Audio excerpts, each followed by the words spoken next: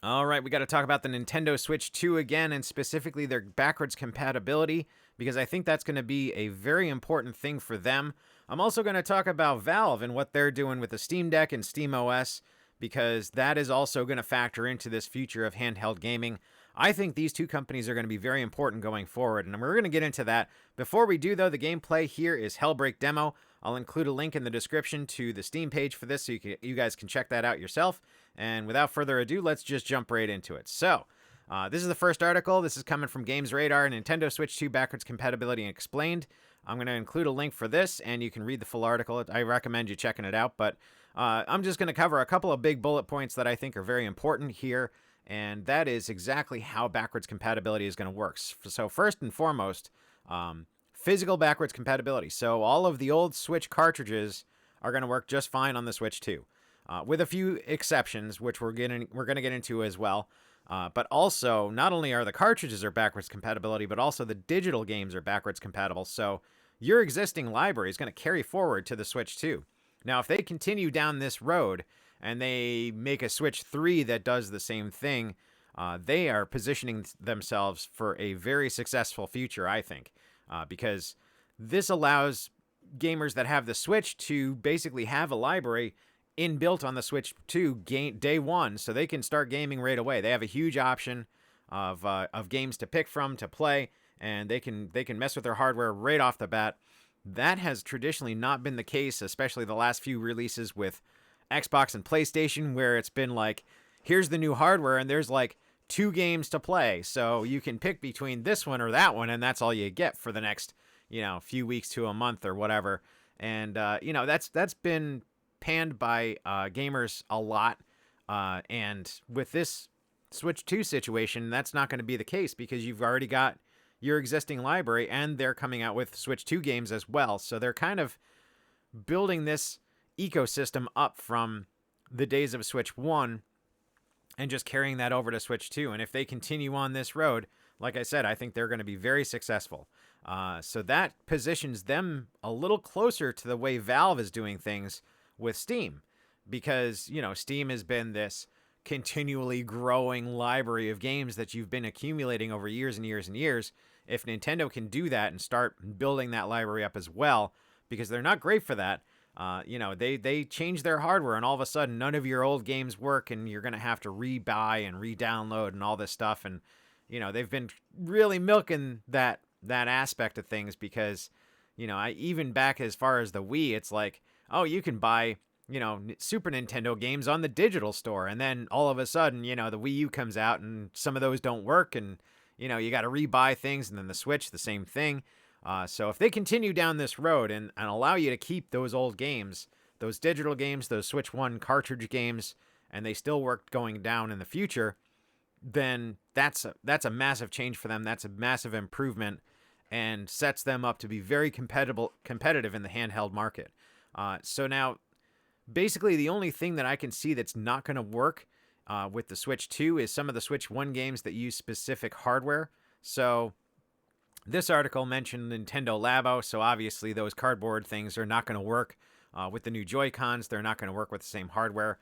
And they also mentioned like some gyro or IR sensor differences. So those could cause issues with things that use those kind of hardware, those kind of sensors. But you can see, the Switch 2 is very similar to the Switch 1 in terms of button layout, so that's not an issue. And it sounds like under the hood, the hardware itself, the operating system, all the mechanics, all the architecture behind the scenes is going to work just fine. So anything like, like they show here, like a Mario game or something like that, something that just uses the Joy-Cons, just uses the inputs as a traditional console game, it's going to work fine. So that's a lot of games. That's most of the games for the Nintendo Switch. There's not a lot that uses those weird hardware sensor mechanics. So you're going to have a huge library of existing games that work just fine.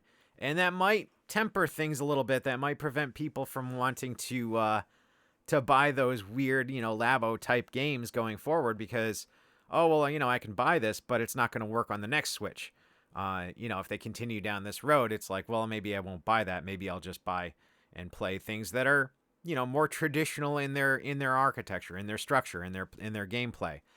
So I could see that dampening things a little bit, but overall, I mean, most gamers play traditional input games, and most games are traditional input games that are going to work just fine. So that's really good news for the Nintendo Switch. That's really good news for Nintendo being able to bank on that ecosystem, bank on that existing library of games, because that, like I said, gets them in competition with Valve for, hey, our library is this and your library is that, and we think ours is better this way and that way, or what have you. So I guess Valve is now Sega. I mean, that's kind of what I'm insinuating, right? So let's just move over to Valve and what they're doing and why they're kind of moving towards Nintendo a little bit, where Nintendo's moving towards them in terms of some things. I guess not really Nintendo per se, but as far as like the ecosystem becoming more of a handheld ecosystem, I think this is a huge win for Valve, and it's going to make them competitive with Nintendo, in terms of being a handheld gaming platform. So, RAP Windows Gaming Handhelds, Valve will let you install SteamOS or on anything you want, and this comes from XDA. So, effectively, this is just an article talking about the Lenovo. Lenovo is going to be basically the first one with their Legion handheld to run SteamOS out of the box, and it's going to be really interesting to see what happens here, because with Valve, SteamOS was always an open platform. It was always able to be used, and then when they made the Steam Deck, the SteamOS 3.0 was behind closed doors, and the only reason they did that was to get the hardware out there, to get things working, and then they went back and they started working on cleaning things up and making things more universally compatible, so not just Valve hardware, but other hardware could use it. And they got that to that point, and now they've got it out. So SteamOS 3, the one that runs on the Steam Deck, is freely available for anybody that wants to try it. Now, Lenovo obviously partnered with them, but you can go and download this and put it on anything you want. You could build your own handheld in theory without Valve's permission. You can just go and do it. And I think that that's going to be a huge advantage for Valve, because, they're basically the PC version of handheld games in this context, because you've got an operating system that is optimized for that runs all these games, that has, Steam built in with Proton working as best as it can. And it's just going to give you the opportunity to, tinker with these things and do what you want to do and build it the way you want to build it. And I think that this could bring Valve back to the living room if they did a few things. Because having SteamOS 3 be able to run on basically anything, you're going to see enthusiasts build a living room box so that they can play their Steam games on the TV. And that's a huge advantage. That's a huge change, because that's kind of what Valve wanted to do in the first place.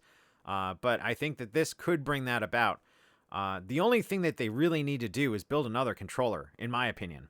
And if they built it with modern conveniences, rechargeable Bluetooth, all the things that the original Steam controller wasn't, if they can do those things and get a decent controller out there, I think that they'd have a winner. And make that universal in the way that, something like the Steam Deck could work with it, something like the Lenovo handhelds could use those Steam controllers too. So when they're docked on the TV, you can use a Steam controller or a third party or what have you. Having that open ecosystem and building those baselines, I think, is going to be very important for Valve. And as long as they continue building Steam Decks, I think that's going to be good for developers, because they'll just target the latest version of Steam Deck as their baseline, so that any hardware manufacturer that wants to make a SteamOS powered handheld, as long as it's like above that baseline, you're going to be able to work with those games at the very least, if not in better quality and better performance. So I think having a baseline, having that model unit, so a Steam Deck and then a Steam Deck 2, a Steam Deck 3, and so forth, just like the Nintendo Switch, having those to be able to target is going to give developers the ability to set their baseline and say, yeah, this works at least with a Steam Deck 2. And anything faster and better than that is going to work even better with our games, so you can kind of judge what games are going to work with what. And that would allow it to be more in line with Nintendo's approach, which is, Switch 1, Switch 2, and developers targeting like, yeah, this works with the Switch 2, so a Switch 3, a 4, or 5 can work with it just fine, and it'll play just fine on those consoles. So, that's bringing it more in line with Nintendo, and you're going to see Like, these two companies are starting to build their ecosystems to be more in line with each other, kind of like Xbox and PlayStation have over the years, where it's basically two sides of the same coin. And I think that if that happens, if we see that happen in this space, this is going to be more important than desktop, TV connected consoles. I think that the mobile console game with Nintendo and Valve is going to be a more critical part of gaming than Sony and Microsoft. Now, that's not to say that Sony and Microsoft don't have an option here. They don't have the ability to jump in and compete with these guys. It's just what I've seen so far hasn't really enthused me to think that they're going to be viable competitors, and that could very well change. But something like the Xbox Everywhere initiative, it just kind of seems to fall flat a little bit compared to what Valve and Nintendo are doing. Valve especially, because you've got this massive Steam library, and it's like, yeah, Xbox Everywhere, but Valve is better because you got the Steam library. You got this huge library of games. You got all this Proton compatibility. How is Microsoft going to be able to compete with that is the real question. And I think both Microsoft and Sony are going towards that streaming, cloud-connected gaming style approach, and where hardware doesn't matter, but hardware still matters in the respect of having something in your hand so you can play these games. Where, with that streaming, with that virtualization, with like Sony, where they have the PlayStation 5 connected handheld where you stream from your PS5. And eventually I think that's going to go to the cloud too. But, if they end up in the cloud, I don't think that's going to be competitive with Valve and Nintendo. I don't think people are going to want to play that. I don't suspect that cloud gaming is going to make a resurgence after it failed so miserably just because now it's on a handheld. So I don't know. I could be wrong, but I don't think that they're going to be competitors if they continue down that road. That said, they could very well change tactics and include that, streaming ability in a comparable handheld unit where that handheld actually plays Xbox games or PlayStation games in and of itself. So locally to the device. If they go that route, then, all bets are off. I mean, then you've got 4 competitors in the space. And, console gaming is going to change basically forever. It's just going to be gaming at that point, in my opinion. I mean, either you're playing on your console attached to a TV, or a handheld docked to a TV, or handheld, or on your PC.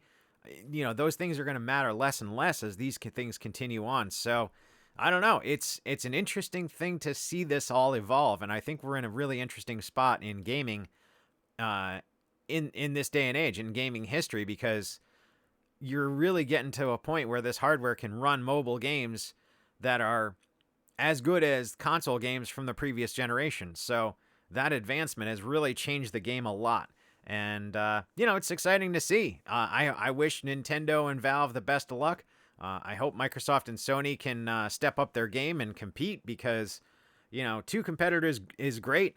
But 4 competitors in that space would be freaking awesome. That would be quite a sight to see, because, more competition is more better. I mean, it's going to lead to better advancements. It's going to lead to a better outcome for gamers. And that's kind of what I'm all about. So that's what I got for you guys. Hope you enjoyed this video.